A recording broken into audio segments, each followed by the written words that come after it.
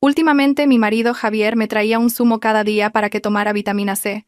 A mí me resultaba demasiado ácido, así que se lo daba a su secretaria. Una semana después, ella se puso a gritar en medio de la oficina. Toda la empresa quedó conmocionada. Mi marido se quedó petrificado. Aquella tarde, mientras los últimos rayos de sol se colaban por el ventanal del despacho, Javier empujó suavemente la puerta y entró. En la mano sostenía un vaso de zumo de un color ámbar anaranjado, límpido, con gotas de condensación fría resbalando por el cristal. Yo tenía la vista clavada en un plano estructural a medio terminar, con la cabeza a punto de estallar por culpa de decenas de especificaciones técnicas. Bebe, acabo de prepararlo. Hoy le he puesto más naranja y melocotón, un extra de vitaminas para que tengas la piel sana, dijo con la misma voz suave de siempre. Levanté la vista y le sonreí, pero mis ojos se detuvieron en el vaso un instante más de lo normal. El color era demasiado vivo, casi artificial. Me incliné para olerlo. El aroma a fruta era intenso, pero detrás se percibía una extraña nota, muy sutil y aguda, como el olor del metal mezclado con la acidez. El corazón me dio un vuelco. ¿Qué pasa?, preguntó él, observándome con su mirada perspicaz. Nada. Es que de tanto estar frente al ordenador, tengo el olfato más sensible últimamente, me excusé. Era el 7º día consecutivo que me preparaba un zumo, un ritual que cumplía con una puntualidad casi religiosa. Javier es un reputado gerente financiero. Yo soy dueña de una empresa de diseño de interiores. Llevamos 5 años casados. A ojos de los demás, es el marido modelo, atento, detallista, siempre pendiente de que su mujer beba suficiente agua o coma bien. El problema es que sufro de gastritis crónica. El sabor ácido para mí es una tortura. El primer día, con solo un sorbo, sentí un dolor agudo en los dientes y la garganta me ardió. Los días siguientes, bajo su mirada atenta, me obligaba a beber un poco, y luego, a escondidas, tiraba el resto. Hoy no era diferente. Solo con ver aquel vaso brillante, mi estómago empezó a contraerse. Bebe, que si no pierde las vitaminas, insistió Javier, con una voz que, aunque suave, no admitía negativas. Cogí el vaso y fingí llevármelo a los labios justo cuando el móvil vibró. Era mi asistente, llamando para confirmar la reunión de mañana por la mañana. Aproveché la ocasión para dejar el vaso sobre la mesa, y mientras hablaba por teléfono, lo deslicé hacia el borde del plano, fuera de mi campo de visión. Cuando colgué, fingí que el diseño me había absorbido por completo, y le señalé un detalle que necesitaba corregir. Él olvidó rápidamente el asunto del zumo y se acercó para discutirlo conmigo. Cuando se fue, el vaso seguía intacto en una esquina de la mesa, olvidado. Esa misma tarde, al llegar a mi propia empresa, no sé por qué, me llevé el vaso de zumo conmigo. Quizá me daba reparo tirar algo que se suponía era una muestra de cariño de mi marido. Al pasar por la zona de trabajo común, su secretaria, Isabel, se levantó para saludarme. Isabel era muy joven, guapa, recién graduada hacía un par de años, pero trabajaba con una agilidad que se había ganado el aprecio de todos. Hacía tiempo que me había fijado en que la mirada que le dedicaba a Javier no era la de una simple empleada. Sonreí y le ofrecí el vaso. Isabel, este zumo me lo ha preparado Javier, pero a mí no me sienta bien. ¿Te apetece? Para no tirarlo. Los ojos de Isabel brillaron. Cogió el vaso con las 2 manos, como si fuera un tesoro. Claro, muchas gracias. El zumo que prepara el señor Javier tiene que estar buenísimo. Sonreí sin decir nada más. A través del cristal de mi despacho, vi cómo abría la tapa y daba un trago largo, con una expresión de puro deleite. Por alguna razón, en ese momento mi corazón latió a destiempo, y una extraña e indefinible sensación me recorrió el pecho. A partir de ese día se convirtió en una costumbre. Javier seguía preparándome el zumo cada mañana, y yo siempre encontraba una excusa para dárselo a Isabel. Ella lo aceptaba encantada, sin sospechar nada, e incluso bromeaba a menudo. Como siga bebiendo el zumo del jefe, me voy a volver adicta. Javier se enteró, pero solo se rió, como si le hiciera gracia tener una nueva clienta habitual. Todo transcurría con una normalidad pasmosa, sin ninguna señal de alarma. Hasta el mediodía del 8º día, estaba en una reunión por videoconferencia con un cliente cuando, desde fuera, un grito agudo y desgarrador rompió el silencio. El sonido atravesó las paredes de cristal, tan afilado que helaba la sangre. Tuvimos que detener la reunión. Abrí la puerta y salí. La escena que presencié hizo que las piernas casi me fallaran. Isabel estaba en medio de la oficina, con el rostro pálido como la cera y el pelo revuelto. Gritaba sin parar mientras golpeaba mesas y sillas con una fuerza descontrolada, haciendo que un monitor de ordenador cayera al suelo y se hiciera añicos. Los papeles volaban por el aire como si fuera una tormenta de nieve. Se miraba los brazos fijamente. gritando aterrorizada. Hay algo que me trepa por el cuerpo. No os acerquéis, no os acerquéis.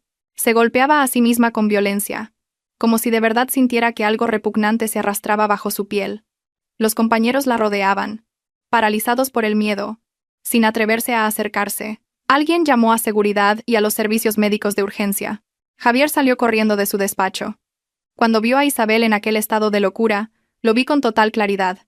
En su mirada no había preocupación, ni tampoco lástima. Lo que brilló fugazmente en sus ojos fue pánico, un pánico profundo y reprimido. Sentí un escalofrío recorrer mi espalda.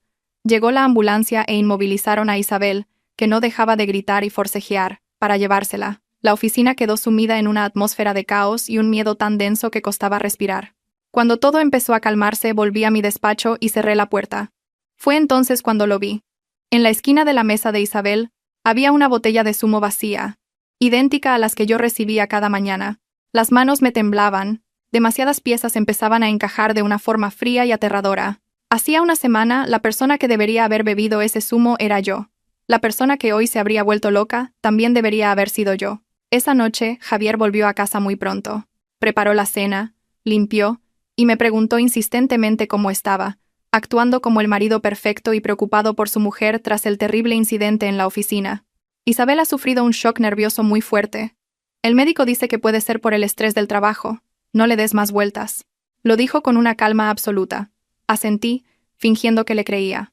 Durante la cena de repente me preguntó, «¿Últimamente, te has sentido cansada, con dolor de cabeza o insomnio?» La pregunta hizo que se me encogiera el corazón. Le miré y sonreí. Un poco cansada, sí, será por el trabajo. Su mirada se detuvo en mí más tiempo de lo normal, y algo muy difícil de definir cruzó por sus ojos. Esa noche me acosté dándole la espalda, con los ojos abiertos en la oscuridad.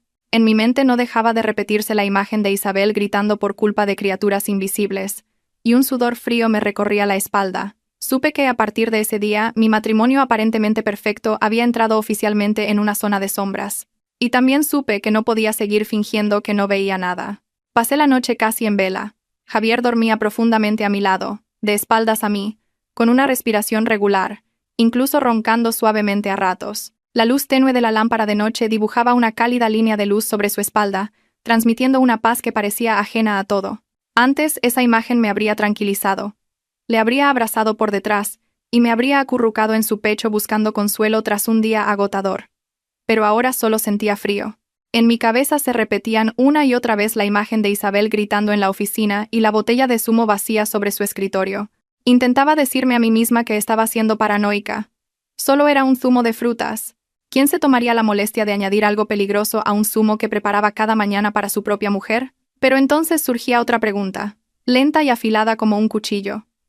Si no había nada raro, ¿por qué yo misma noté aquel olor metálico? Si solo era estrés laboral, ¿por qué solo Isabel se volvió loca? Y con una coincidencia tan macabra, justo la semana que empecé a darle mi zumo, me giré lentamente y me senté en la cama, observando el rostro de Javier en la penumbra, el rostro en el que una vez deposité toda mi confianza, el refugio que creí tener para toda la vida.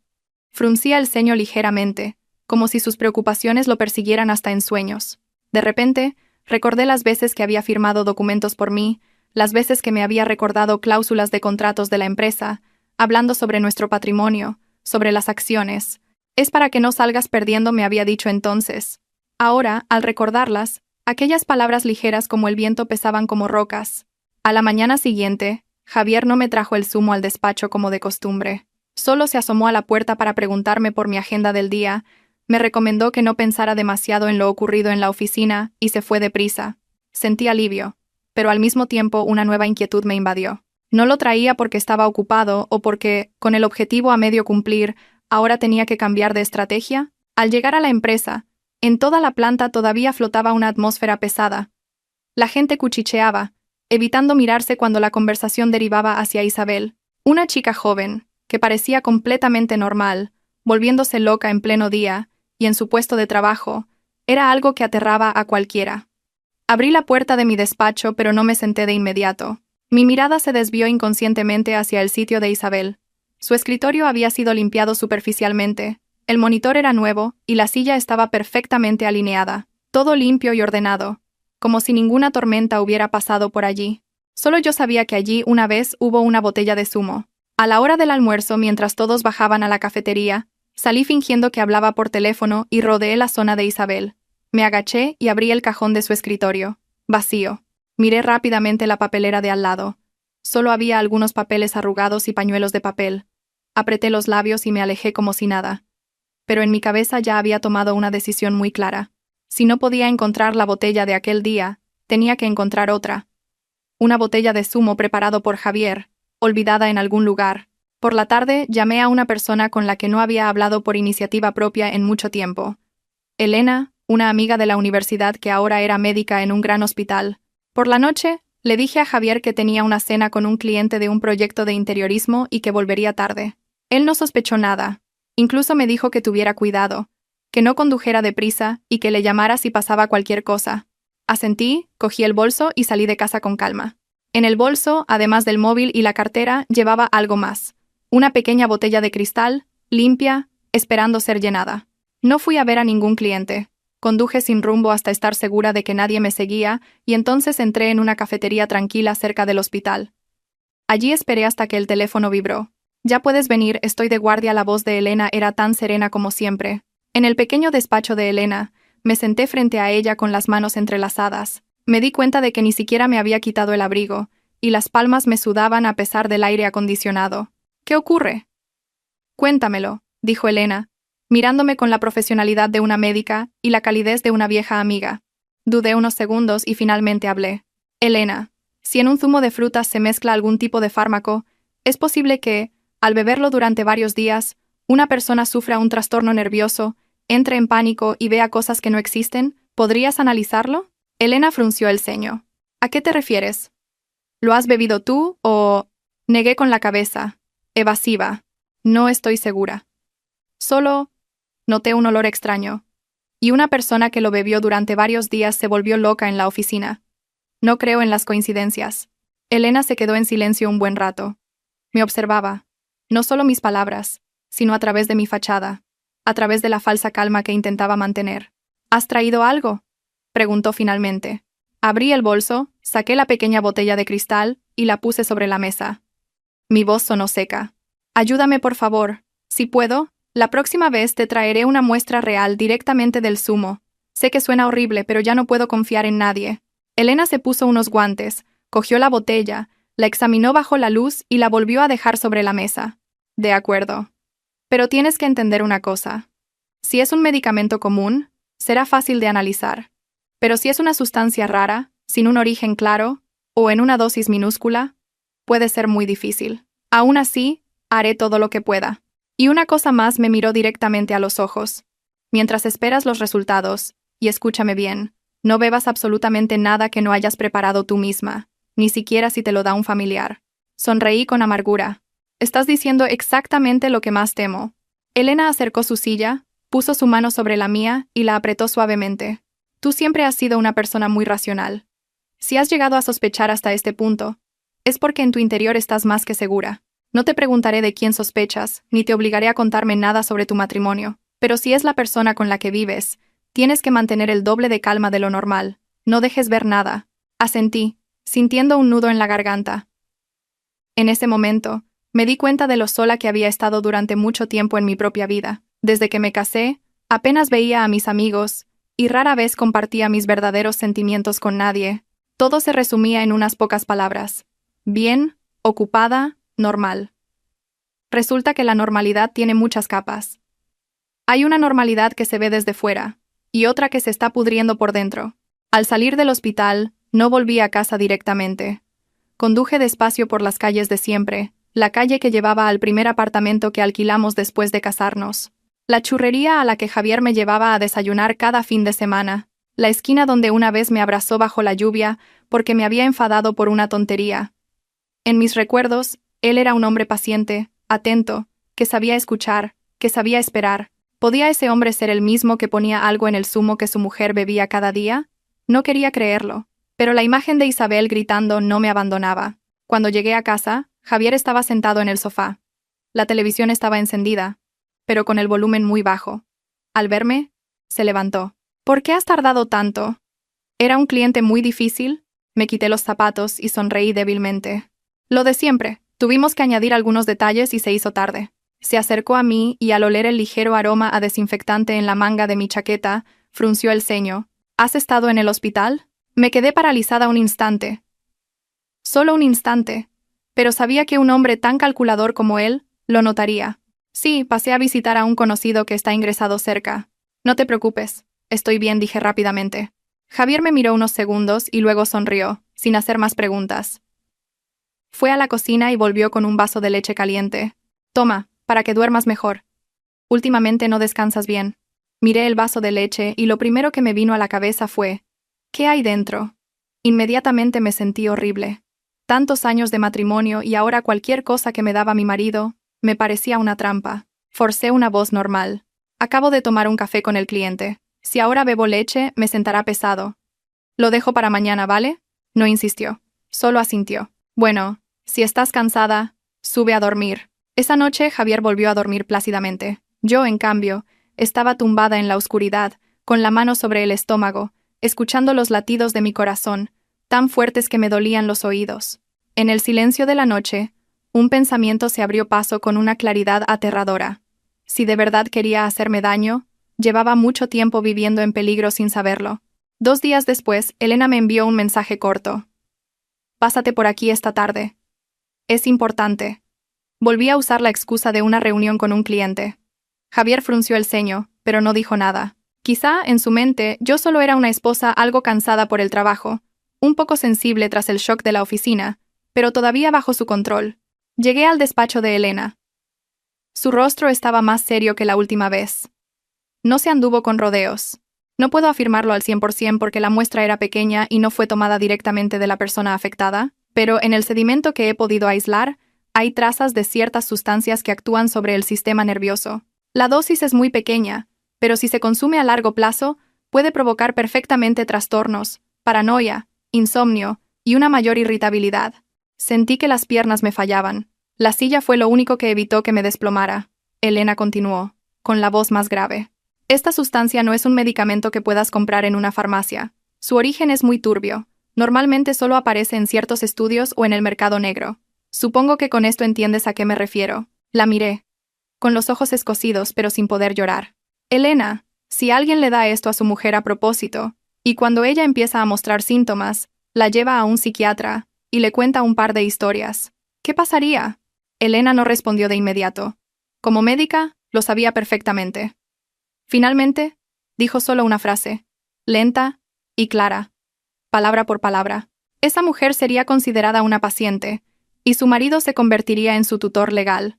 En ese instante, todas las piezas del rompecabezas encajaron en mi cabeza. Los zumos de la mañana, su ceño fruncido cuando le decía que no podía beberlos, la aparición oportuna del zumo junto a Isabel, la mirada de pánico que Javier dejó escapar antes de volver a ponerse su máscara de calma. Todo formaba una única imagen, un plan. Un plan para volver loca a su mujer. Me quedé sentada allí mucho tiempo, escuchando el zumbido del aire acondicionado, el suave golpeteo del bolígrafo de Elena sobre la mesa, el latido de mi corazón que parecía querer romperme el pecho. Fuera, el tráfico seguía fluyendo. La vida continuaba, pero para mí, desde ese momento, ya no había vuelta atrás. O dejaba que Javier me guiara como a una oveja mansa hacia el final que había preparado para mí, o tenía que ser más inteligente que él, más fría que él, y más despiadada que él. Guarda todo esto, por favor, dije finalmente en voz baja. Si algún día no puedo hablar por mí misma, entrega estos resultados a la policía. Da igual que para entonces sea una paciente o una loca. Elena me miró en silencio. Luego asintió. Su mano volvió a posarse sobre la mía, apretando con más fuerza que la vez anterior. Al salir del hospital, levanté la vista hacia el cielo gris y plomizo de una tarde madrileña a punto de llover. El viento me echó el pelo hacia atrás, frío pero despejándome la mente. La imagen de Javier volvió a aparecer, junto con la frase que siempre usaba cuando firmaba algún documento en mi lugar. Tranquila, yo me encargo. Apreté los labios. Sí, él se encargaba. Se encargaba tanto que quería encargarse del resto de mi vida, de mi patrimonio, de mi futuro, con un simple vaso de zumo. Pero a partir de hoy, no sería el único que se encargaría de las cosas. Iba a empezar a preparar mi propia partida. Y en este juego, no podía permitirme perder. Desde ese día empecé a vivir 2 vidas paralelas. Por fuera seguía siendo la esposa normal de Javier. Iba a trabajar por la mañana, volvía a casa a la hora de cenar la comida que él preparaba, escuchaba sus historias de la oficina e incluso sonreía de vez en cuando para mantener las apariencias. Seguía dejando que me abrazara, que me preguntara cómo estaba, que me pusiera la mano en la frente cuando me veía demasiado pensativa. Pero por dentro, había levantado un muro, silencioso, frío y grueso. Cada gesto suyo, cada palabra, la observaba desde una distancia de seguridad. Javier ya no me insistía con los zumos, pero empezó a probar con otras cosas. Caldos reconstituyentes, leches vegetales, incluso complejos vitamínicos. «Estás muy débil, has adelgazado mucho últimamente», decía, con una mirada llena de preocupación. «Será por el trabajo, cariño». «Ya me iré regulando», sonreía yo. Cada vez que me ofrecía algo de beber, encontraba una excusa para posponerlo o solo mojaba los labios por compromiso. Un día fingía un dolor de estómago, otro decía que estaba tomando una medicación y no podía mezclar. Javier no mostraba irritación, solo asentía levemente, pero me daba cuenta de que, cada vez que lo rechazaba, su mirada se oscurecía por un instante fugaz, tan rápido que si no estabas atenta no lo veías. También empecé a tomar notas. Anotaba la hora, las veces que me preparaba algo de beber, incluso mis pequeños dolores de cabeza, aunque ya no bebía nada que viniera de su mano. Lo hacía todo en silencio, como quien se prepara para un juicio cuya fecha aún desconoce. Isabel, tras salir del hospital, pidió la baja laboral. Se decía que sufría un trastorno nervioso agudo y que necesitaba un seguimiento a largo plazo. Javier se mostró muy apenado e incluso le envió una ayuda económica por compañerismo. Me lo contó con un tono lleno de compasión. Pobre chica, tan joven, y con este problema. Menos mal que se detectó a tiempo. Le escuché y sentí un escalofrío. Esa noche, acostada de espaldas a él, mirando la pared oscura, dos palabras resonaron en mi cabeza. A tiempo. Él acababa de decir se detectó a tiempo. Isabel había bebido mi zumo durante exactamente una semana antes de derrumbarse. Si la que lo hubiera bebido hubiera sido yo, ¿dónde estaría ahora? ¿En una cama de hospital o en una habitación de un centro psiquiátrico, atada de pies y manos por culpa de ataques de pánico incontrolables? Y la persona que habría firmado mi ingreso habría sido Javier. 3 días después, Javier me dijo algo que me dejó claro en qué fase de su plan se encontraba. «Creo que últimamente no estás muy bien psicológicamente», dijo durante la cena, con voz muy suave, muy lenta. «Duermes mal, estás siempre pensativa. A veces parece que no te enteras de lo que te digo. Me preocupo por ti». Dejé los cubiertos y le miré directamente. «¿Qué estás insinuando? ¿Que estoy enferma?»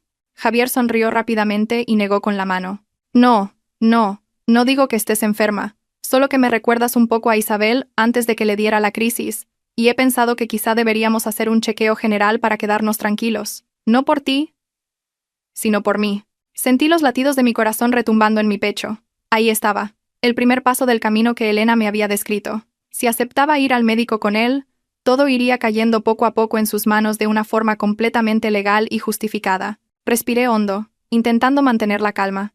«No soy como Isabel. Estoy cansada por el trabajo, por la presión de los proyectos, por no dormir bien debido a todo a la vez.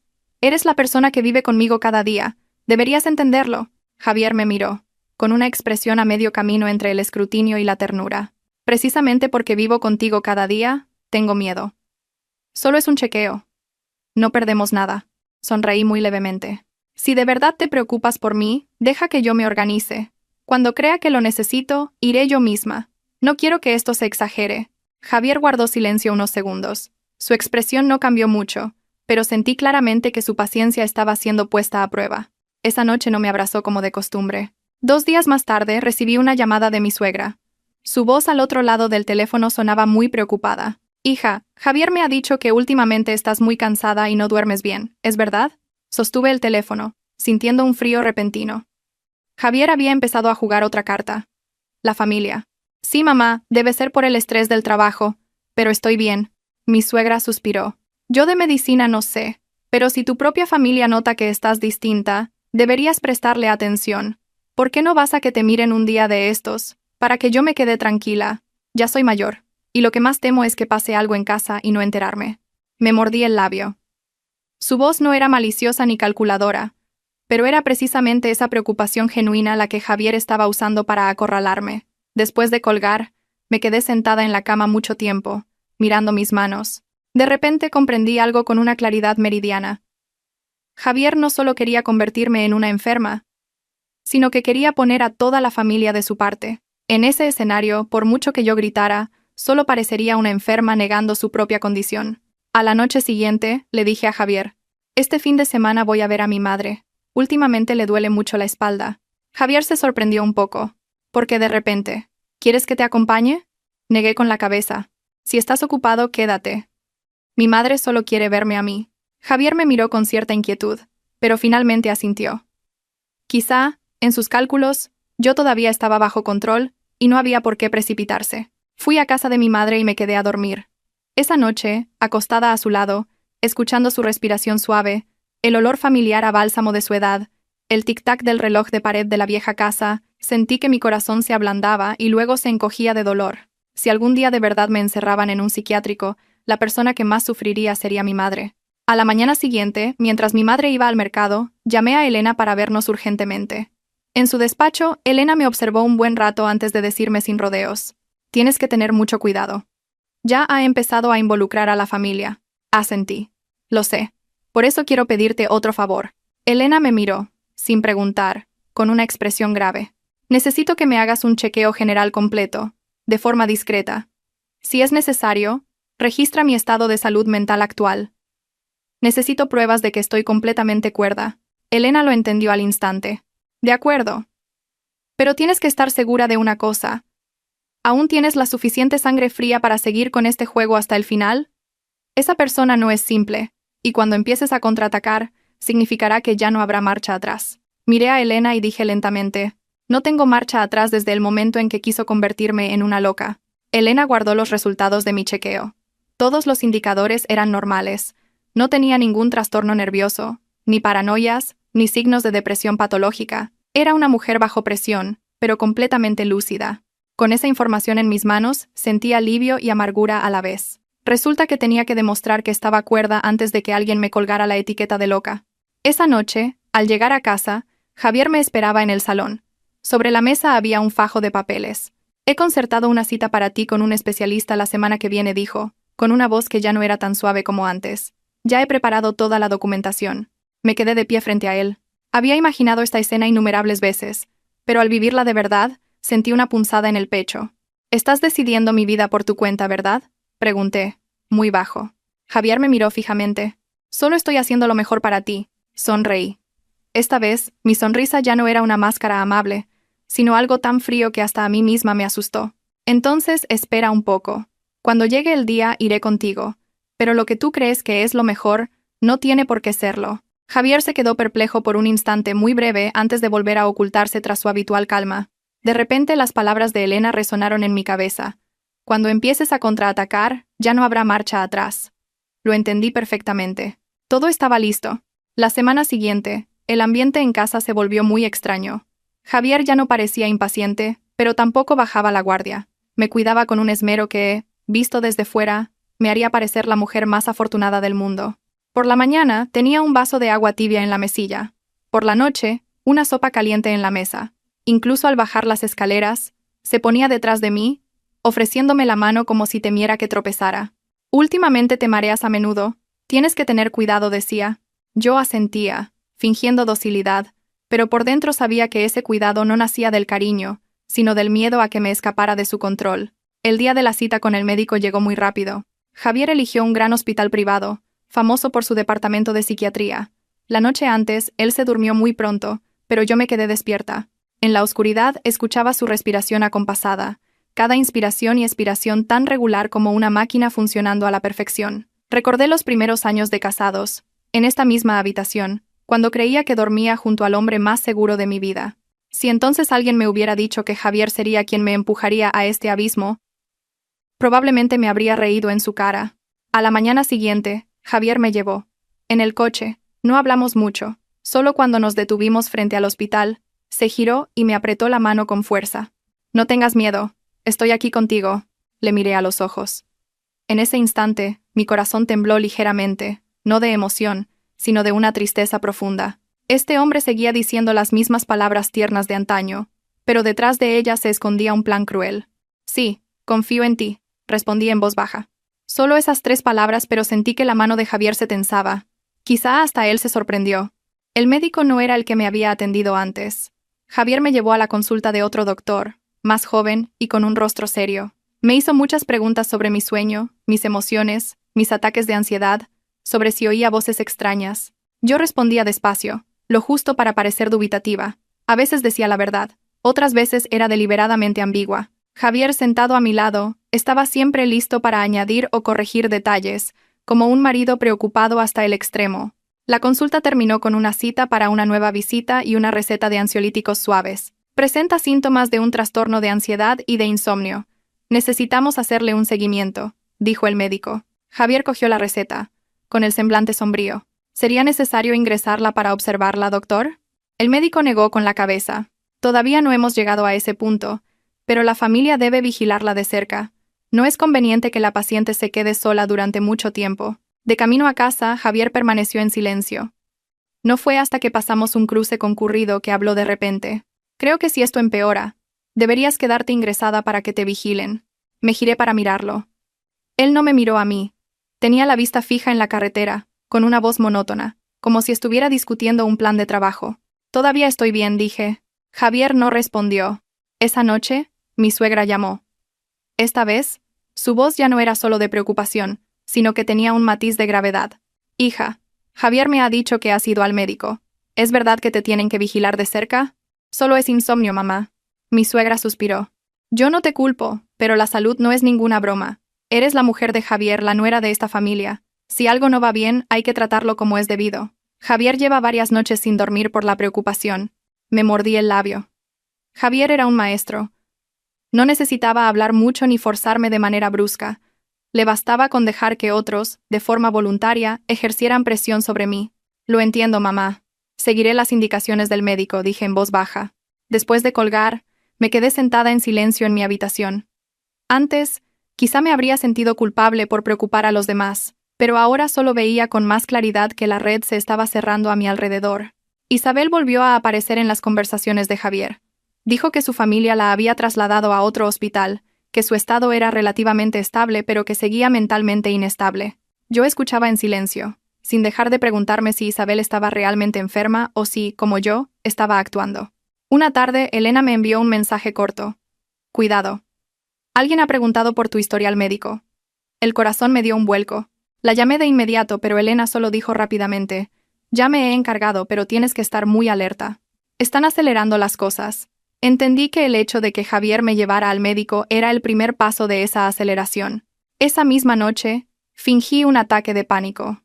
Temblando, le dije que oía golpes invisibles en la puerta, que había un extraño en casa espiándome. Javier me abrazó de inmediato, susurrándome palabras tranquilizadoras. Pero me di cuenta de que en su mirada la preocupación ya no era pura. Se mezclaba con algo parecido a la expectación. Después de mi crisis, Javier llamó al médico en mitad de la noche. Hablaba muy bajo, pensando que yo dormía. Pero escuché cada palabra. Sí, sus síntomas han empeorado. Creo que deberíamos preparar un plan para ingresarla pronto. Me di la vuelta, y las lágrimas brotaron. Pero esta vez no lloraba de dolor, sino porque el camino que tenía por delante ya no era borroso. Se dibujaba con una claridad aterradora. Una puerta de hospital cerrándose a mi espalda. A la mañana siguiente, Javier trajo a casa una carpeta llena de documentos. La dejó sobre la mesa y dijo lentamente, ya he hablado con el hospital. Solo necesitamos una confirmación más del médico, y podrás ingresar de inmediato. Allí te cuidarán mejor. Le miré, con voz apenas audible. ¿Y mi trabajo? Javier sonrió. No te preocupes por eso. Yo me encargaré de todo. Esa frase me heló la sangre. Encargarme de todo. Para Javier, mi vida parecía ser solo un expediente que había que gestionar de forma ordenada. Esa noche llamé a mi madre. Le mentí, diciéndole que tenía que hacer un viaje de trabajo de varios días. No me atreví a contarle la verdad. Tenía miedo de que, si lo sabía, entrara en pánico, viniera corriendo y cayera directamente en la trampa que Javier había tendido. Antes de dormir, Javier me puso una pastilla en la mano. Tómatela, para que duermas mejor. Cogí la pastilla, la miré un buen rato y me la tragué. Pero en cuanto se dio la vuelta, fui sigilosamente al baño y vomité. Esa noche no dormí. Me senté apoyada en el cabecero, mirando a Javier dormir profundamente a mi lado. Su rostro, en el sueño, parecía el de un buen marido, apacible y sereno. Me pregunté dónde se escondía su verdadero yo. En esa apariencia cálida, o en los papeles de ingreso que guardaba en el cajón. Al amanecer, Elena me envió un mensaje escueto. Necesitas una prueba contundente. No queda mucho tiempo. Agarré el teléfono con fuerza. Por primera vez en muchos días sentí una extraña mezcla de miedo y una determinación aterradora. Sabía que si dudaba, esa puerta se cerraría de golpe. Pero si actuaba demasiado pronto, todo podría venirse abajo. Tenía que elegir el momento exacto, y ese momento estaba muy cerca. A la mañana siguiente, Javier se levantó muy temprano. Se vistió impecablemente, como si fuera a una reunión importante. Pero no dejaba de lanzarme miradas de reojo, como si temiera que me desvaneciera en un parpadeo. Yo fingí que seguía cansada, tumbada de cara a la pared. Cuando se inclinó y me puso una mano en el hombro, me estremecí ligeramente, lo justo para que lo notara. ¿Todavía estás cansada? Su voz se suavizó. Sí, estoy un poco mareada, dije con debilidad. Javier no sospechó. Al contrario, pareció impacientarse. Llamó a la asistenta para darle un sinfín de instrucciones y luego se volvió hacia mí. Hoy tengo que reunirme con el abogado un momento. Quédate en casa descansando. Llámame si necesitas algo. Asentí, dócil como siempre. Pero en cuanto la puerta se cerró, me levanté de un salto. El corazón me latía a toda velocidad. Era una de las pocas veces que Javier se alejaba de casa después de días de vigilarme cada paso. Sabía que solo tenía un breve margen de tiempo. Llamé a Elena de inmediato. Mi voz temblaba por la tensión. Elena, hoy Javier ha ido a ver al abogado. Sospecho que es para finalizar los papeles del ingreso y la tutela de mis bienes. Elena guardó silencio unos segundos, y luego dijo con firmeza: necesitas conseguir al menos una prueba directa más. Los informes médicos no son suficientes. Me mordí el labio. La prueba directa solo podía ser Isabel, la única persona que era a la vez víctima y cómplice. Esa tarde, puse la excusa del cansancio para no bajar a cenar, y le pedí a la asistenta que me subiera algo a la habitación. Saqué la tarjeta SIM de prepago que había escondido en un cajón. La puse en un teléfono antiguo y la usé para comunicarme en secreto. Todavía tenía el número de Isabel. Ella misma me había llamado varias veces en el pasado con un tono entre desafiante y adulador. Le envié un mensaje corto. Lo sé todo. Si quieres seguir viviendo tranquila, tenemos que hablar. Casi media hora después, Isabel respondió con una sola línea. No intente nada raro, yo no tengo nada que ver. Respiré hondo y escribí de nuevo. Estás embarazada de Javier, ¿verdad? El hospital anterior ya no tiene tu historial. Esta vez, tardó mucho más en responder. El mensaje llegó casi a las 7 de la tarde. ¿Qué quiere? Supe que había dado en su punto débil. La cité en una pequeña cafetería a las afueras, un lugar discreto. Le mentí a Javier diciéndole que estaría en una reunión hasta tarde, que no se daría cuenta de mi salida. En realidad, lo tenía todo calculado. Si Javier volvía antes, saldría por la puerta trasera de la cafetería y regresaría a casa. Al llegar, elegí la mesa más apartada. Tenía las manos heladas y la espalda empapada en sudor. Isabel llegó casi media hora tarde, con un sombrero de ala ancha y una mascarilla. Estaba más delgada, pero su vientre ya se notaba claramente. Se sentó frente a mí, con la mirada nerviosa y alerta. ¿Para qué me has citado aquí?, preguntó con voz cortante. La miré directamente, sin rodeos. Fingiste un ataque de locura en la oficina y luego desapareciste del hospital. ¿Creías que no me enteraría de nada? Isabel palideció. Se mordió el labio y tras unos segundos de silencio soltó una risa amarga. Usted sí que está enferma de verdad. Aunque yo hubiera fingido, eso no tiene nada que ver con usted. Puse el teléfono sobre la mesa y reproduje una grabación de la voz de Javier, dándole instrucciones en una llamada.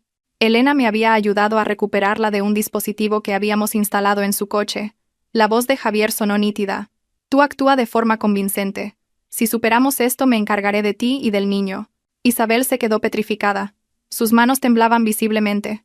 No me imaginaba que fueras tan descarada, dije lentamente.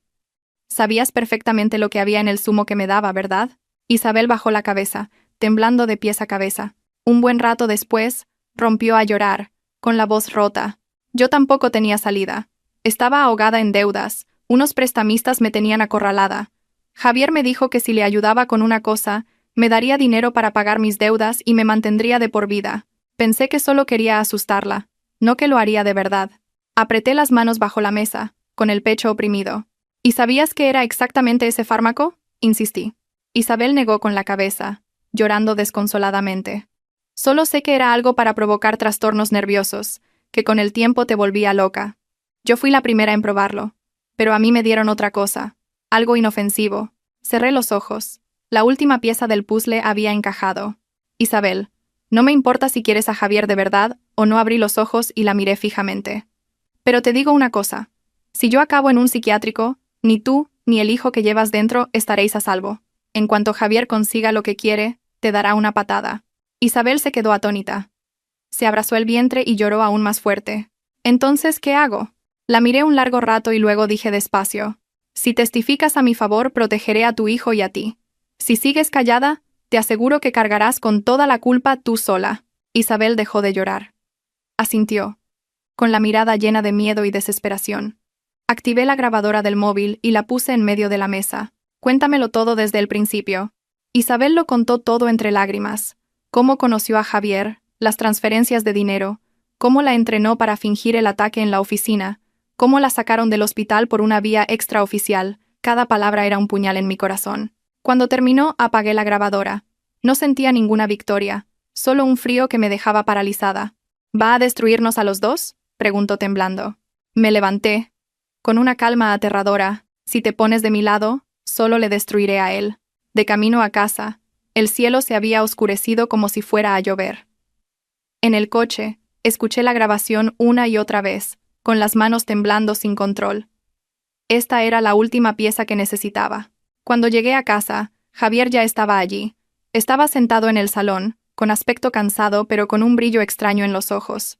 ¿Dónde estabas?, preguntó. Fingí estar confusa. He salido un rato a tomar el aire. Me agobiaba. Javier me miró fijamente unos segundos y luego sonrió. Mañana ingresas. A partir de ahora no deberías salir sola. Asentí levemente. Mi corazón latía con fuerza. Mañana. El día en que Javier planeaba encerrarme en una puerta sin salida. Esa noche, acostada a su lado, sentía una tormenta en mi interior. El teléfono, con la grabación de Isabel, estaba bajo la almohada. La llave que abría mi camino hacia la libertad. Sabía que solo me quedaba un día. O escapaba o quedaría sepultada para siempre bajo la identidad de una enferma mental. Apenas dormí. Javier estaba muy cerca, con un brazo sobre mi vientre, un gesto familiar del marido que una vez amó a su mujer. Pero ahora, ese contacto solo me producía un escalofrío. Permanecí inmóvil, con los ojos abiertos en la oscuridad, escuchando su respiración, cada leve movimiento, como si contara el tiempo que me quedaba. Casi al amanecer, Javier se levantó antes que yo. Caminó en silencio, pero aún así sentí sus pasos. Con los ojos entrecerrados, vi cómo se quedaba de pie junto a la cama, mirándome un largo rato. Su mirada ya no era de preocupación, sino de una calma aterradora, la de quien contempla algo que está a punto de concluir. «Duerme bien», susurró, con voz suave. No respondí.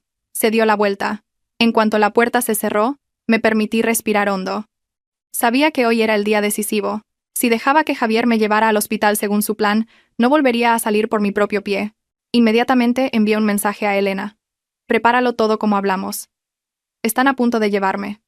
Menos de un minuto después, Elena me llamó. Su voz era firme y tranquila. «Estoy de camino a tu casa con Antonio». Antonio era un viejo amigo de mi padre, que ahora trabajaba en asuntos internos de la policía. Mi padre le había pedido ayuda en el pasado con algunos problemas empresariales. Nunca imaginé que un día tendría que recurrir a él por culpa de mi propio matrimonio. A las 9 de la mañana, Javier regresó. Llevaba un traje oscuro impecable, como si fuera a una firma importante. En sus manos, una gruesa carpeta. «El coche ya está esperando», dijo, con una voz suave pero firme. Me senté en la cama, fingiendo estar asustada. «Cariño, tengo miedo». Javier se acercó y me tomó la mano, con la mirada tierna.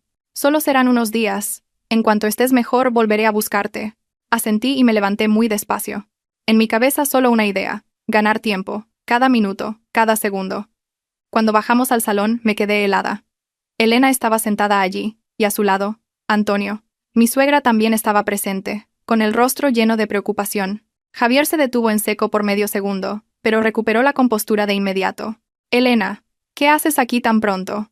Elena se levantó, con una sonrisa gélida. «He venido a llevarla a un segundo chequeo. Hay algunas cosas que debemos confirmar». Javier me miró, y un destello de alerta brilló en sus ojos.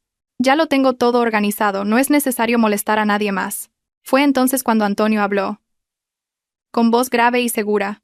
«Javier, solo quería hacerte unas preguntas sobre tu antigua empleada, Isabel». La atmósfera en el salón se congeló. Javier frunció ligeramente el ceño, pero mantuvo un tono tranquilo. «Isabel es solo una antigua empleada que dejó el trabajo por enfermedad. ¿Qué tiene que ver eso con hoy?». Elena puso su teléfono sobre la mesa y reprodujo la grabación. La voz ahogada de Isabel llenó el silencio. Cada palabra, cada confesión, cada detalle sobre el teatro, el fármaco, el dinero, el plan de Javier. Todo quedó expuesto, desnudo. Mi suegra sostenía una taza de té, y sus manos temblaban tanto que el líquido se derramó sobre la mesa. Miró a Javier, con los labios temblorosos. Javier, ¿es verdad todo esto? Javier se quedó petrificado unos segundos, y luego se echó a reír, una risa seca. Esa grabación puede estar manipulada. ¿Quién sabe quién ha obligado a Isabel a decir esas tonterías? Di un paso adelante, con el corazón desbocado. ¿Y qué hay de esta? Reproduje la grabación de mi propio teléfono. La voz de Javier aquella noche resonó con claridad. Deja que ella lo pruebe primero. Esta versión no hace daño. La que tiene que volverse loca es la otra. La habitación pareció derrumbarse. El rostro de mi suegra se volvió ceniciento y se tambaleó, casi cayendo. Elena corrió a sostenerla. Mi suegra miró a Javier, con la voz rota. ¿De verdad intentabas hacerle daño a tu mujer? Javier apretó los puños, con las venas marcadas en la frente. Su mirada ya no ocultaba nada, mostraba una frialdad tan descarnada que me dio un escalofrío. «No escuchéis estas mentiras», gruñó. Antonio abrió su maletín y sacó una carpeta junto con una copia del análisis del fármaco que Isabel había consumido. Este es el resultado del análisis de cabello de Isabel. Contiene residuos de la misma sustancia psicotrópica encontrada en la muestra del zumo. Además, hemos hablado con el centro que gestionó su traslado especial. La persona que firmó la autorización es un socio muy cercano a ti. Javier miró los papeles, y su expresión vaciló con violencia. Por primera vez, le vi realmente perdido. Javier, di algo, sollozó mi suegra. ¿Sabes lo que estás haciendo? Estás destrozando a tu propia mujer. Javier miró a su madre y luego a mí. Por un instante, vi un atisbo de remordimiento en sus ojos, pero desapareció un segundo después, reemplazado por la obstinación. ¿Y qué? Rió con amargura. Sabía demasiado. No podía permitir que siguiera interponiéndose en mi camino. Esa frase fue como una cuchillada en mi corazón. No por la sorpresa, sino porque finalmente escuchaba la verdad de sus propios labios. Mi suegra rompió a llorar desconsoladamente. Dios mío. ¿Así que todo este tiempo has estado actuando delante de mí, Javier? Él se dio la vuelta, sin responder. Elena se acercó, con voz tranquila pero firme. Javier, las pruebas son suficientes. Si sigues negándolo, el único perjudicado serás tú. Javier nos miró a todos durante un largo rato. Su mirada se fue apagando, como la de alguien que se da cuenta de que ha perdido todas las salidas. Finalmente, soltó un largo suspiro. De acuerdo, he perdido. Pero, ¿crees que tú has ganado? Me miró directamente. ¿Piensas que después de esto vas a poder vivir tranquila? Le devolví la mirada.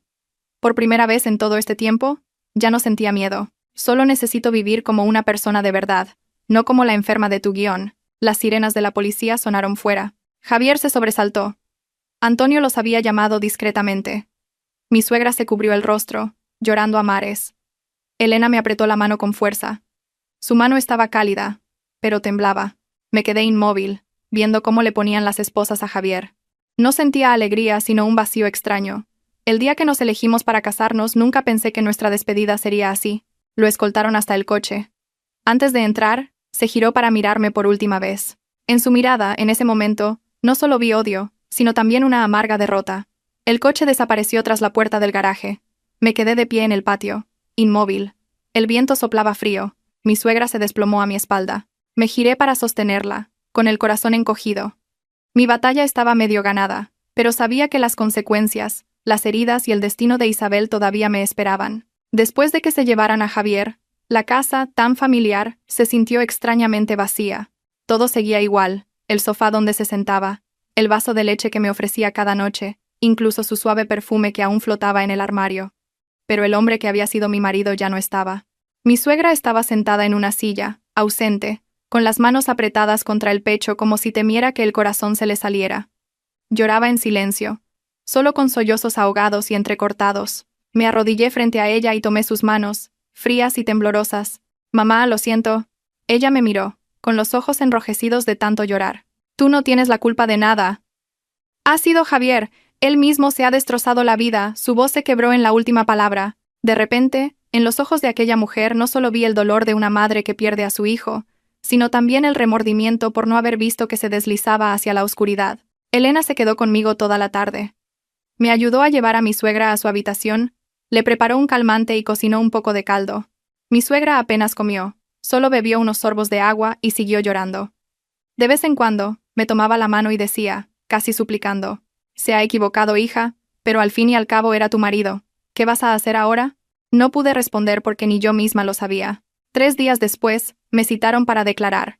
El testimonio completo de Isabel, las grabaciones, los resultados del análisis del fármaco, los documentos del traslado ilegal, todo se puso sobre la mesa como piezas de vidas desnudas, sin escondites. Isabel también estaba allí. Se sentó en un rincón de la sala, delgada, con el vientre abultado y el rostro pálido. Cuando nuestras miradas se cruzaron, rompió a llorar desconsoladamente.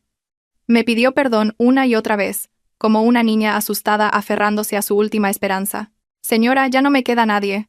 Javier está detenido y los prestamistas me están buscando». Miré a Isabel con un sentimiento contradictorio. No podía perdonarla, pero tampoco podía ser tan cruel como para abandonar a una mujer embarazada, aterrorizada y desesperada. «Declara la verdad ante la policía. La ley se encargará del resto. En cuanto a tu hijo, si lo necesitas, te ayudaré en lo que pueda», dije. Isabel se derrumbó, sollozando. «No merezco su ayuda». «No te ayudo porque lo merezcas, sino porque el niño no tiene la culpa de nada», respondí. Después de esa declaración, sentí por primera vez lo que era estar agotada hasta el límite. No era un cansancio físico, sino el de alguien que acaba de cruzar la frontera entre la vida y la muerte. Volví a casa y me dejé caer en la cama, mirando el techo blanco durante un largo rato, con la mente en blanco. Esa noche, mi suegra entró en mi habitación y se sentó en silencio al borde de la cama. «¿Le odias mucho?», preguntó en voz baja. Guardé silencio un buen rato antes de contestar. Al principio sí. Le odiaba tanto que solo quería olvidar todos los años que vivimos juntos, pero ahora solo siento dolor. Mi suegra rompió a llorar. Yo le di la vida. Le crié. Y no me puedo creer que haya educado a alguien así. Le tomé la mano y la apreté suavemente. La mujer que tenía delante ya no era mi suegra, sino simplemente una madre que acababa de perder a su hijo de la forma más dolorosa. Una semana después, el abogado vino para tratar los asuntos del patrimonio y el divorcio. Javier fue imputado, y todos nuestros bienes en común fueron congelados para la investigación. Firmé la solicitud de divorcio con una extraña sensación. No lloré, no temblé, solo sentí la tristeza de sostener en las manos algo roto, imposible de reparar. Mientras firmaba, mi suegra permanecía a mi lado, con los labios apretados. Cuando terminé, dijo de repente, «Quédate con la casa. Yo no necesito nada. No tengo cara para discutir nada contigo». Negué con la cabeza. «Es un bien común. No cogeré nada que no me pertenezca. Y en cuanto a usted, seguiré siendo su nuera, aunque ya no sea la esposa de Javier». Me tomó las manos, llorando desconsoladamente, como una madre que pierde a su propia hija. Isabel fue puesta en libertad bajo fianza por su embarazo, pero bajo estricta vigilancia. Vino a verme una vez más. Estaba mucho más delgada, con una mirada asustada, pero ya no había engaño en ella. «Me iré al extranjero después de dar a luz. No me atrevo a quedarme aquí», dijo. «¿Me guarda rencor?». La miré y respondí lentamente. «El día que decidiste hacer lo que hiciste, deberías haber pensado en las consecuencias. Pero llegados a este punto, no quiero guardar más rencor. Vive decentemente a partir de ahora, y considera que así pagas la deuda que te queda contigo misma». Isabel hizo una profunda reverencia, y sus lágrimas cayeron al suelo. Un mes después, me mudé de aquella casa. No tenía fuerzas para quedarme en un lugar que una vez fue un hogar, y ahora solo estaba lleno de recuerdos fantasmales. Elena me ayudó a encontrar un pequeño apartamento cerca del hospital. Mi suegra no quiso volver a su pueblo. Quería quedarse en la ciudad para poder visitarme y esperar noticias de Javier. La primera noche en el nuevo apartamento, me quedé mucho tiempo en el balcón, mirando el flujo de coches que pasaba por debajo, como un río de luces. Con el viento frío, sentí por primera vez la palabra libertad con una claridad meridiana. Libertad. Pero también soledad. Algunas noches todavía me despertaba sobresaltada, soñando con el zumo de color ámbar, con los gritos de Isabel, con la mirada gélida de Javier, pero cada vez que despertaba, me decía a mí misma que todo había pasado.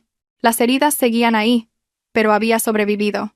Una tarde, mientras trabajaba, recibí un mensaje de un número desconocido. Solo una frase. «¿Crees que has ganado?». Sentí un escalofrío. No necesité ver el nombre para saber de quién era.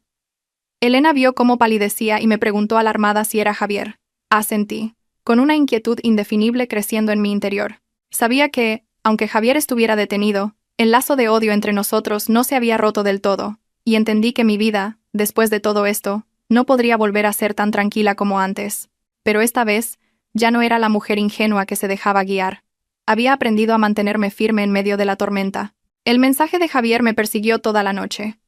Aunque sabía que estaba en prisión preventiva, no podía evitar pensar en la posibilidad de que tuviera gente fuera, conexiones que no se habían cortado. La frágil paz que acababa de encontrar se tambaleó de repente.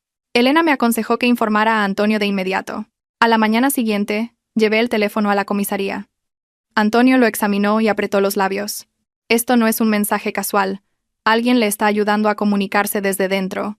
A partir de ahora, tienes que tener un cuidado especial. Asentí. Lo que sentía ya no era solo miedo, sino una fría cautela. Entendí que un hombre dispuesto a destruir a su mujer para quedarse con todo no aceptaría la derrota fácilmente. Los días siguientes cambié mis rutinas. Iba a trabajar a mi hora. Volvía a casa antes y ya no salía sola por la noche. Elena se quedaba a menudo conmigo. Mi suegra también se mudó a mi nuevo apartamento, durmiendo en la habitación de al lado. No hablaba mucho, pero cada mañana se levantaba temprano para prepararme un desayuno caliente. Aquella mujer, que había vivido en una familia acomodada, ahora cuidaba de su nuera en silencio, como antes había cuidado de su hijo. Una tarde, mientras las dos pelábamos fruta, mi suegra dijo en voz baja: «He ido a visitarle». Mi mano se detuvo. «¿Cómo está?» Ella suspiró. «Está más delgado, pero su mirada sigue siendo muy dura». Me preguntó por ti, si vivías tranquila. No supe qué responder. Guardé silencio. En el fondo, me invadió una sensación extraña. Al fin y al cabo, Javier había sido mi marido. Hubo años en los que realmente me quiso, o al menos eso creí yo. Le dije que estabas bien. «No quiero que siga aferrándose a ti», continuó, con la voz entrecortada. Pero antes de irme me miró y me dijo una cosa. Se detuvo, apretando la tela de su ropa. Me dijo: «No la tendrás contigo mucho tiempo». Sentí una punzada en el corazón. Sabía que Javier aún no me había soltado. Esa noche, justo cuando apagaba la luz para dormir, sonó el timbre. El sonido, en mitad del silencio, fue agudo y escalofriante. Elena se levantó de un salto y me agarró la mano. Mi suegra también se levantó, asustada. «¿Quién puede ser a estas horas?», susurró, temblando. Miré por la mirilla. Fuera había un hombre desconocido con una gorra, con la cabeza gacha. Le hice una seña a Elena para que no abriera. El hombre esperó un momento, y luego golpeó la puerta con más fuerza. «¿Hay alguien?» «Traigo un envío». No respondí. Unos minutos después, se fue. A través de la cámara de seguridad, vi que dejaba un sobre amarillo en el felpudo y se marchaba rápidamente. Elena llamó al vigilante del edificio. Cuando nos trajeron el sobre, dentro solo había una foto. Era una foto de Javier y mía el día de nuestra boda. Mi cara en la foto estaba tachada con un bolígrafo rojo, con trazos que parecían sangre seca. En el reverso, solo una frase escrita con letra torpe: «Esto no ha acabado». Mi suegra vio la foto y rompió a llorar, con el pecho agitado. Elena corrió a darle un calmante. Yo me quedé paralizada, como una estatua. El miedo seguía ahí, pero esta vez, se mezclaba con la ira. Llamé a Antonio inmediatamente. Esa misma noche, vino a recoger el sobre como prueba. Me miró un largo rato y dijo: «Prepárate. Cuando la gente se ve acorralada, no siempre se rinde. Algunos se vuelven más temerarios de lo que crees». Asentí. Lo entendía mejor que nadie. Unos días después, Isabel dio a luz a un niño. La noticia me llegó en una mañana de lluvia torrencial. La recibí con el corazón encogido. Una nueva vida había llegado al mundo, pero arrastraba la sombra de los pecados de los adultos. Isabel me envió un único mensaje: «Ya ha nacido. El niño está bien. Gracias». No respondí. No sabía qué decir en esa situación. Esa noche, soñé que Javier estaba de pie en un pasillo largo y oscuro, con una pesada puerta de hierro a su espalda. Me miraba, sonriendo con dulzura, y decía: «Espérame». Me desperté sobresaltada, empapada en sudor frío. Fuera, la lluvia seguía cayendo, cada gota golpeando como un martillo en mi corazón. A la mañana siguiente, mientras me lavaba la cara, sonó el teléfono. Era de la prisión. Una voz grave de hombre dijo: Javier solicita verla. Dice que es un asunto directamente relacionado con el caso». Mis manos temblaron. Elena, a mi lado, me miraba sin pestañear. «No te diré si debes ir o no, pero si vas, tienes que estar mentalmente preparada. Alguien como Javier nunca habla por hablar». Guardé silencio un buen rato. Finalmente, asentí. Esa tarde fui a la prisión. El camino de entrada era frío y largo. A través del grueso cristal vi a Javier, Estaba mucho más delgado, pero su mirada seguía siendo aguda y profunda. Al verme, sus labios se curvaron en una extraña sonrisa. ¿Sigues viviendo bien?, preguntó. Le miré con calma. Si quieres pedir perdón, no era necesario que me hicieras venir. Javier rió entre dientes. ¿Perdón? ¿Crees que te he llamado solo para pedirte perdón? Se inclinó hacia el cristal, bajando la voz. Quiero contarte algo. Todo lo que has visto, todo lo que crees haber ganado, es solo la superficie. En este mundo, hay cosas que no se arreglan con una sentencia judicial. Mi corazón latía con fuerza, pero no lo demostré. ¿Me estás amenazando? Javier me miró fijamente, con los ojos oscurecidos. Te estoy advirtiendo que tengas cuidado con la gente en la que confías, sobre todo con Elena. Esa frase fue como un cuchillo helado. Me quedé en shock, pero mantuve la voz firme. Ya no tienes ningún derecho a hablar de nadie en mi vida. Javier soltó una carcajada, que resonó en la sala de visitas vacía. Llegará un día en que lo entiendas, y entonces me echarás de menos. Me levanté, sin decir una palabra más. No iba a dejar que me viera llorar, porque entendía que, para este hombre, cada una de mis lágrimas era una victoria. Al salir de la prisión, me quedé un largo rato frente a la fría puerta de hierro, respirando hondo el aire gélido. Las palabras de Javier resonaban en mi cabeza. Ten cuidado con la gente en la que confías. Sobre todo, con Elena. No quería creerlo, pero él había plantado una semilla de duda, y sabía que la tormenta aún no había terminado. Al volver de la prisión, sentía la cabeza pesada, como si llevara una losa encima. Las palabras de Javier se repetían en mi mente, lentas y frías. Ten cuidado con la gente en la que confías, sobre todo, con Elena. No quería creerlo. Durante mis días más oscuros, Elena había sido mi mayor apoyo, la que me había cogido la mano en medio del pánico, la que me había ayudado a salir de la trampa de Javier, pero tampoco podía ignorar por completo las palabras de alguien como él. Llegué a casa y Elena estaba en la cocina, preparando un caldo. El aroma a arroz caliente y jengibre llenaba el apartamento de calidez. Al verme, se giró y sonrió. ¿Ya has vuelto? ¿Cómo ha ido con él? La miré, y, por un segundo, sentí que estaba viendo a una completa desconocida. Pero fue solo un instante. Después, su rostro familiar volvió a ser el de siempre, con la misma mirada preocupada. Ha dicho cosas muy desagradables, respondí, evitando su mirada. Elena dejó el cuenco de caldo sobre la mesa y me acercó una silla. La gente como él, cuanto más fracasa, más tonterías dice para confundir. No le hagas caso. Asentí, pero por dentro no estaba nada tranquila. Esa noche, fingí que me dormía pronto. Cuando estuve segura de que Elena se había ido a su cuarto, me levanté en silencio y encendí el teléfono antiguo que usaba para mis comunicaciones secretas. Revisé todo el historial de mensajes y llamadas de los últimos meses. No encontré nada sospechoso en Elena, salvo unas llamadas muy cortas a un número desconocido, casi siempre de madrugada, aunque no con mucha frecuencia. No me atreví a sacar conclusiones. Solo lo apunté mentalmente. Unos días después, Antonio me llamó. Ven a ampliar tu declaración. Han surgido nuevos detalles sobre el traslado ilegal de Isabel. Fui a la comisaría por la mañana. Isabel también estaba allí. Acababa de dar a luz, y se la veía muy débil, con el rostro demacrado y profundas ojeras. Al verme, agachó la cabeza. En esa sesión, me enteré de algo importante. Además de Javier, había otra persona actuando como intermediaria entre él y una red del mercado negro de servicios médicos. Esta persona usaba un teléfono de prepago y se comunicaba con mucha discreción. Todavía no habían podido identificarla. Al salir, Isabel me detuvo, con la voz ronca. Señora, la noche antes de dar a luz, me llamó alguien. Era una mujer. Me preguntó si todavía conservaba la grabación de Javier. Mi corazón dio un vuelco. Una mujer. ¿La conocías? Isabel negó con la cabeza. No, pero su voz sonaba muy tranquila. Me dijo que no se me ocurriera entregarle nada a la policía, o mi hijo no estaría a salvo en el futuro. Me quedé paralizada. Era una amenaza muy sutil. ¿Qué le dijiste?, pregunté. Isabel temblaba. Colgué inmediatamente y cambié de número.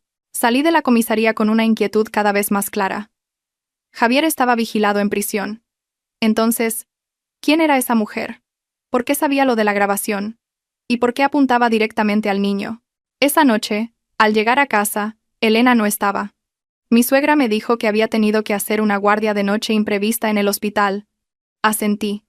Pero una sensación vaga y desagradable me invadió. Entré en la habitación de Elena. Todo estaba ordenado, como siempre. Su bata blanca colgada, unos libros de medicina en la mesilla.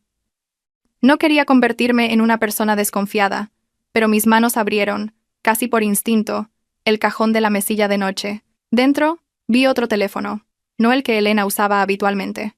Lo cogí. No tenía contraseña. Un segundo después, vi la lista de llamadas recientes.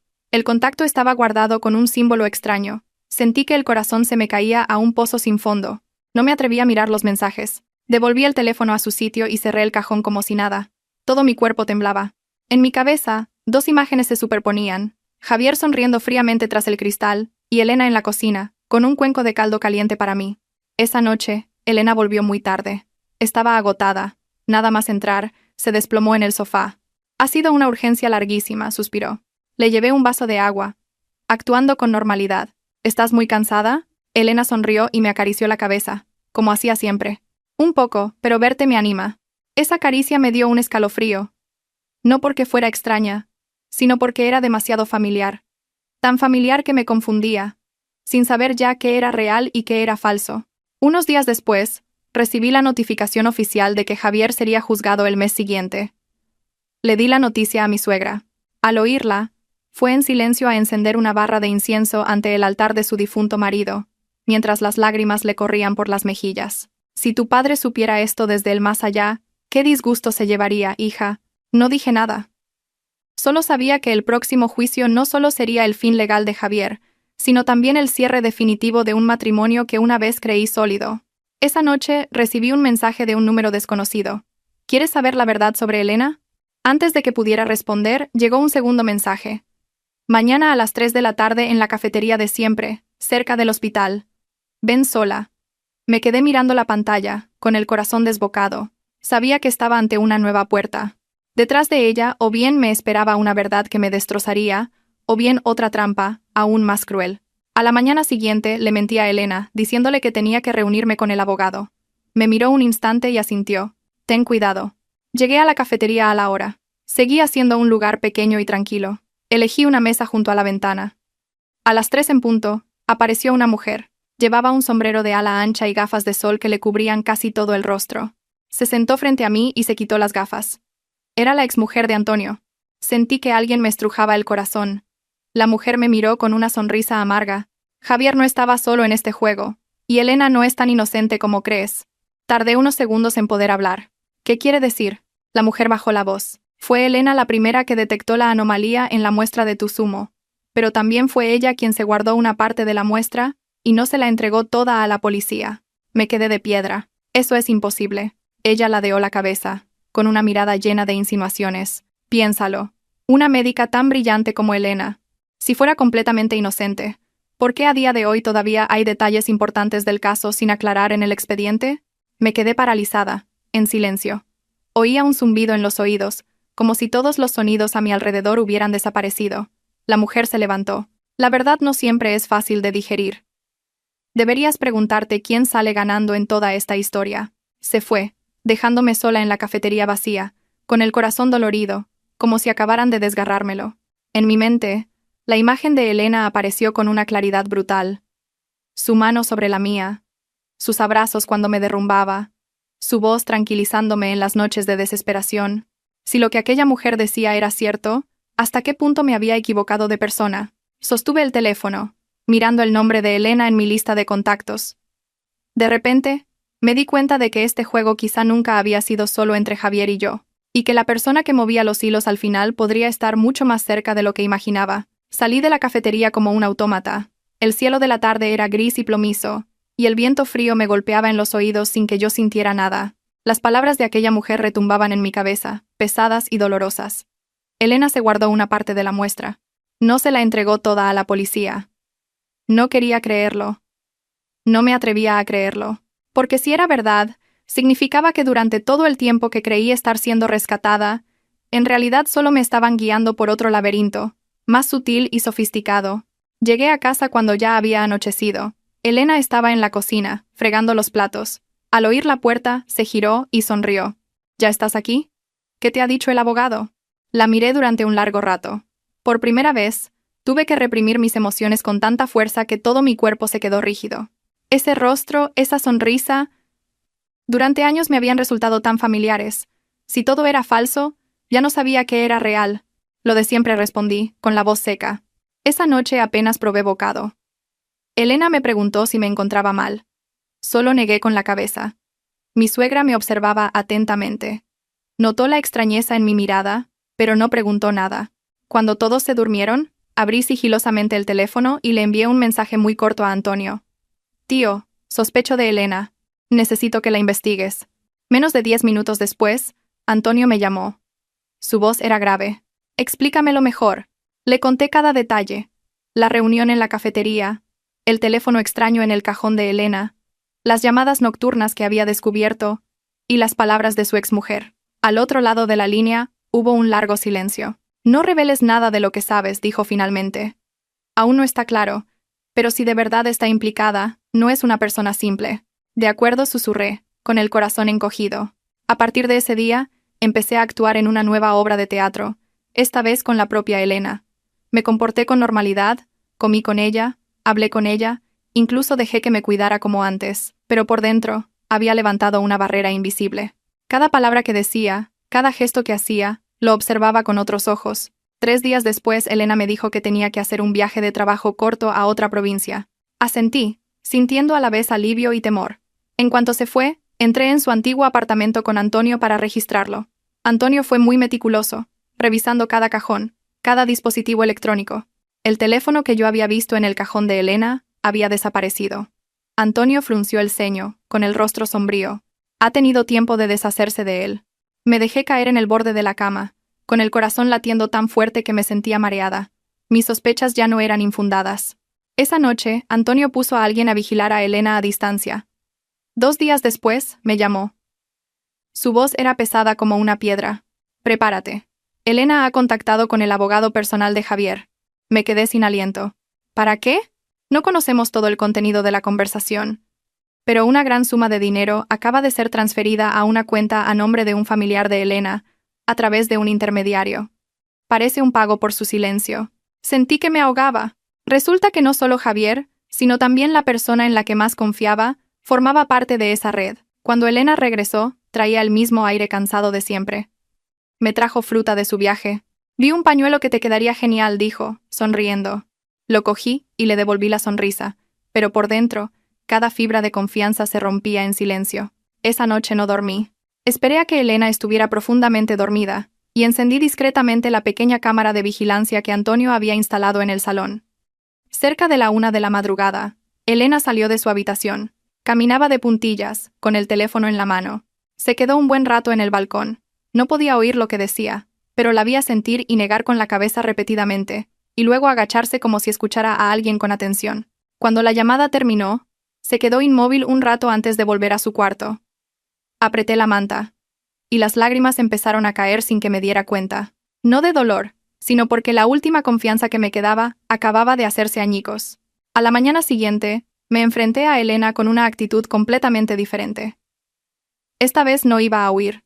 Elena, la llamé. ¿A quién llamaste anoche desde el balcón? Elena se detuvo un instante.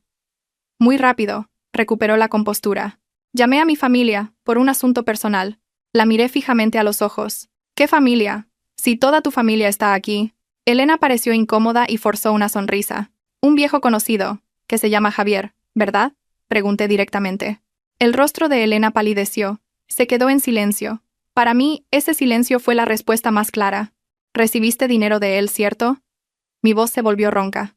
Elena agachó la cabeza un segundo y luego rompió a llorar. ¿Crees que una médica como yo no puede tener un momento de debilidad? Dijo, ahogada por las lágrimas. Tenía deudas. Mi exmarido me abandonó y tenía que criar a mi hijo sola. Javier me prometió que si le ayudaba guardando una pequeña parte de la muestra como último recurso, él se encargaría de que mi hijo tuviera una buena educación. Me equivoqué, pero nunca pensé que las cosas llegarían tan lejos. Me senté, sintiendo el cuerpo vacío de fuerzas. ¿Sabes que si de verdad me hubieran encerrado en un psiquiátrico, mi vida habría terminado? Dije, cada palabra como una herida. Elena se cubrió el rostro, llorando desconsoladamente. Lo sé, me arrepiento muchísimo, pero en ese momento pensé que Javier solo quería asustarte para quedarse con el patrimonio, no que llegaría a hacerte daño de verdad. Me levanté. Por primera vez, tuve que usar todas mis fuerzas para mantener la calma frente a alguien a quien había considerado mi salvadora. Elena, me traicionaste en el momento en que decidiste guardar esa muestra. A partir de ahora, dije lentamente, Dejaré que la ley juzgue tus palabras. Ese mismo día le entregué a Antonio todas las nuevas pruebas. Elena fue citada a declarar. Cuando se la llevaron, se giró para mirarme, con los ojos llenos de remordimiento y desesperación. Lo siento, no respondí. Hay disculpas que, aunque se pronuncien, no pueden deshacer lo que se ha perdido. Esa noche me senté sola en el apartamento silencioso. Mi suegra había vuelto a su pueblo unos días para despejarse. Miré la habitación que una vez fue mi refugio, y ahora se sentía tan vacía como mi propio corazón. Resulta que la tormenta no solo viene del enemigo, sino también de aquellos en quienes depositamos toda nuestra confianza. El teléfono vibró. Un mensaje de un número desconocido. Has hecho lo correcto. El juego está a punto de terminar. Miré la pantalla, con el corazón latiendo con fuerza. Sabía que el próximo juicio no solo cerraría el caso de Javier, sino que revelaría la verdadera cara de todas las personas que se escondían en la oscuridad. El juicio se fijó para una mañana de llovizna. Me desperté muy temprano y me quedé un largo rato frente al espejo. La mujer que veía estaba más delgada, con un cansancio en la mirada que no podía ocultar, pero también con algo más fuerte en ella. Sabía que hoy no solo era el día en que Javier se enfrentaría a la justicia, sino también el día en que yo cerraría oficialmente un capítulo de mi vida. Mi suegra había llegado del pueblo la noche anterior. Apenas durmió, quedándose sentada a mi lado casi toda la noche. Por la mañana, me tomó la mano. No tengas miedo. Pase lo que pase. Mamá está aquí, dijo con voz ronca. Asentí. En ese momento me di cuenta de que la persona que había permanecido a mi lado con más constancia no era una amiga ni una aliada, sino la suegra a la que había culpado en silencio durante tanto tiempo. Llegué al juzgado con Antonio. Llovía y hacía frío. Dentro, el ambiente era denso y pesado.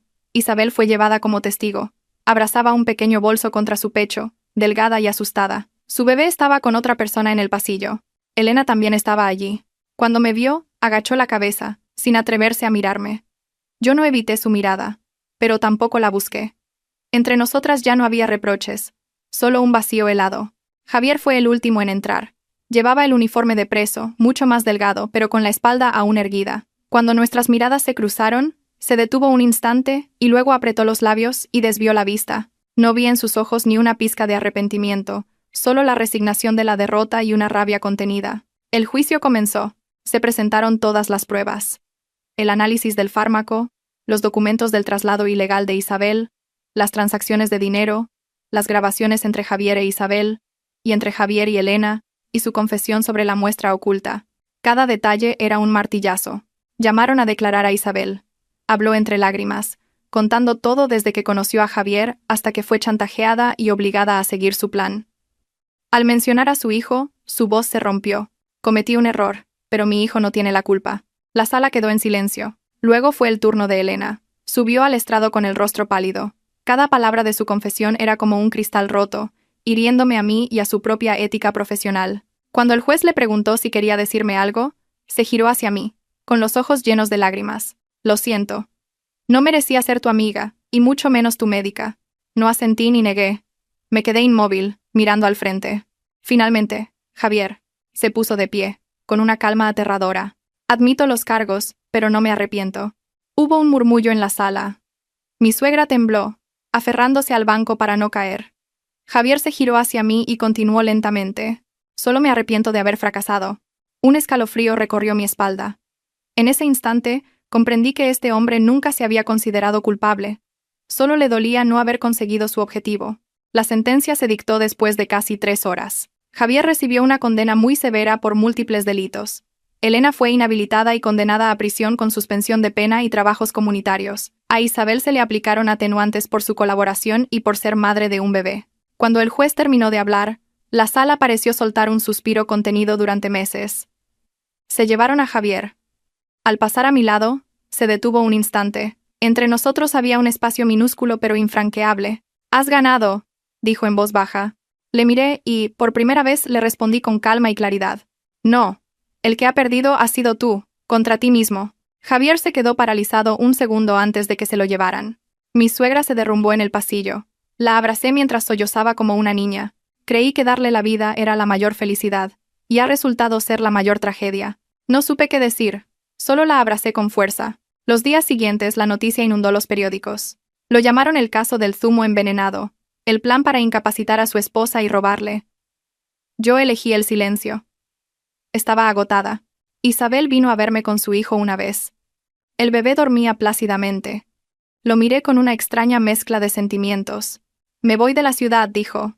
No me atrevo a quedarme. Asentí. Entre ella y yo siempre existiría el recuerdo de una tragedia compartida. Elena fue enviada a cumplir su condena. Antes de irse, me envió una carta. No la abrí de inmediato. Hay disculpas que una no tiene fuerzas para leer. Una tarde fui con mi suegra al cementerio a visitar la tumba de su marido. Se quedó un largo rato frente a la lápida, llorando en silencio. Querido, no supe educar bien a nuestro hijo. Detrás de ella, escuchando el viento frío, comprendí que todos en esta historia habíamos sido víctimas a nuestra manera. Pero eso no borraba la culpa. Un mes después, vendí el antiguo apartamento y me mudé a otra ciudad para empezar de nuevo. Mi suegra no me acompañó. Quería quedarse cerca de donde estaba Javier. El día de mi partida, me tomó las manos. A partir de ahora vive por y para ti. No dejes que las deudas de esta familia aten tu vida. La abracé, y mis lágrimas mojaron su hombro. En el tren que me alejaba de la ciudad, vi cómo las calles familiares se quedaban atrás. Los recuerdos dolorosos también se quedaban atrás. No desaparecían, pero ya no me asfixiaban. No sabía qué me depararía el futuro. Solo sabía que estaba viva, y que podía empezar de nuevo desde las ruinas. Y eso ya era una forma de suerte. La nueva ciudad me recibió con una mañana ventosa y un sol pálido, ni demasiado fuerte ni demasiado sombrío, igual que mi estado de ánimo. Alquilé una pequeña habitación en un edificio antiguo, con un balcón que daba a una calle arbolada. Por primera vez en muchos años, vivía sola de verdad. Sin Javier, sin miradas vigilantes, sin zumos con sabor a metal, solo yo y el silencio. Los primeros días apenas hablaba. Iba a trabajar a un pequeño estudio de diseño, volvía a casa, cocinaba algo sencillo, leía y dormía. La vida transcurría tan despacio que a veces me asustaba esa calma. Algunas noches seguía soñando con Javier. Despertaba empapada en sudor, pero me decía a mí misma que solo eran las secuelas del pasado. Mi suegra me llamaba de vez en cuando. Sigo visitándole cada mes, me decía. Ya no es tan arrogante, pero apenas habla. Supongo que su conciencia tampoco está tranquila. Yo no respondía. Ya no tenía fuerzas para sentir compasión ni ira por Javier. Un día, recibí la primera carta de Elena desde el centro de reinserción. Me contaba su caída, el desprecio de sus antiguos colegas y el remordimiento que no la dejaba dormir. Espero que sigas adelante y vivas tu vida plenamente, escribió. Considera lo que te hice como una pesadilla que ya pasó. Doblé la carta. Ya no sentía rabia, solo una profunda tristeza por alguien que se había destruido a sí misma. El tiempo pasó. Mi trabajo se estabilizó. Empecé a sentirme segura. Un día, Antonio me llamó. ¿Estás bien? Sí, tío, gracias. Hay una noticia sobre Javier, dijo con voz grave. Ha solicitado verte. Mi corazón ya no entró en pánico, pero tembló levemente. La decisión es tuya, dijo Antonio. Pero creo que ahora eres lo suficientemente fuerte para enfrentarte a él si es necesario. Colgué y me quedé pensando. Si me reunía con Javier, sería la última vez que dejaría que el pasado tocara mi vida. A la mañana siguiente, le envié un mensaje a Antonio. Iré a verle. Una semana después volví a la ciudad. El camino a la prisión era tan gris y frío como antes, pero esta vez lo recorrí con calma. Javier, al otro lado del cristal, estaba mucho más delgado, con una mirada cansada. Gracias por venir, dijo. Di lo que tengas que decir, respondí, serena. No te pido perdón. Sé que no lo merezco, dijo tras un largo silencio. Solo quiero decir que aquí dentro por primera vez he sentido miedo. Miedo de mí mismo. No respondí. Pensé que si desaparecías de mi vida, todo sería perfecto. Pero cuando lo perdí todo, me di cuenta de que había perdido mucho más de lo que creía. Lo miré, sintiendo solo una leve tristeza, como la que se siente al ver las cenizas de un fuego extinguido. Lo que digas ahora no cambia nada, dije. Lo sé. Solo quiero que no vivas el resto de tu vida odiándome. Le miré directamente a los ojos. No te preocupes. Ya no te odio. Pero tampoco siento nada por ti. Javier cerró los ojos lentamente, y una lágrima se deslizó por su mejilla. Me levanté. Esta es la última vez que vengo. A partir de hoy, nuestras vidas se separan por completo. No intentó retenerme. Al salir de la prisión, respiré hondo. El cielo estaba nublado pero no llovía. Sentí como si un viejo candado se hubiera abierto en mi pecho. Esa noche, de vuelta en mi pequeño apartamento, abrí el balcón para que entrara el viento. Me preparé una taza de té caliente y me senté, mirando la luz amarilla sobre la pared vacía. Por primera vez en muchos años, sentí una verdadera paz. Ya no había nadie vigilándome, nadie manipulándome, nadie decidiendo mi destino por mí. Solo yo, una mujer que había caminado entre las ruinas para aprender a vivir de nuevo. Y sabía que, aunque el camino por delante no sería fácil, esta vez lo recorrería con mis propios pies. Y eso para mí era suficiente. Hay caminos en la vida que debemos recorrer entre lágrimas, miedo y desesperación para entender algo simple. Nadie puede vivir por nosotros, y nadie tiene el derecho de controlar nuestro destino más que nosotros mismos. Mi vida cayó al abismo de la traición, empujada al límite entre la cordura y la locura por la persona en la que más confiaba. Pensé que nunca escaparía, que era débil y sumisa. Pero al final, me levanté. No por un milagro, sino por algo muy humano. La conciencia. Cuando todo pasó, entendí que el sufrimiento no es tan aterrador como vivir permanentemente en él. El odio no es tan temible como dejar que te consuma el alma día tras día. Lo que me salvó no fue la venganza, sino la decisión de soltar en el momento adecuado, de abandonar la oscuridad cuando aún tenía fuerzas para caminar hacia la luz. El mundo está lleno de personas con rostros amables y corazones calculadores, lleno de trampas envueltas en amor y cuidado. Pero en medio de todo, lo más importante es mantener nuestros propios límites. De mi historia, si hay algo que desearía que recordaras, es esto.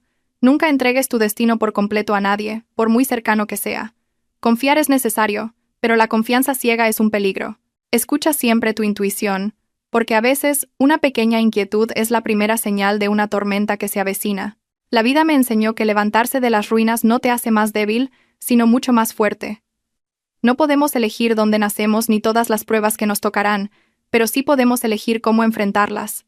Por muy profundo que haya sido el dolor, no dejes que encadene el resto de tu vida. Aprende a perdonarte a ti misma primero, antes de pensar en perdonar a los demás. Si estás en una relación que te hace sentir miedo, asfixia, control o pérdida de identidad, por favor, detente, mira la verdad de frente y ten el valor de salir. Nadie nace para ser una víctima. Mereces vivir una vida segura, libre y en paz. Hoy mismo, haz algo pequeño por ti. Escucha a tu corazón. Si aún hay miedo, busca a alguien con quien compartirlo. Si aún hay un callejón sin salida, busca otro camino. No esperes a que sea demasiado tarde. Porque la verdadera felicidad no consiste en depender de alguien para existir, sino en ser lo suficientemente fuerte para mantenerte en pie por ti misma, incluso después de las heridas más profundas de la vida.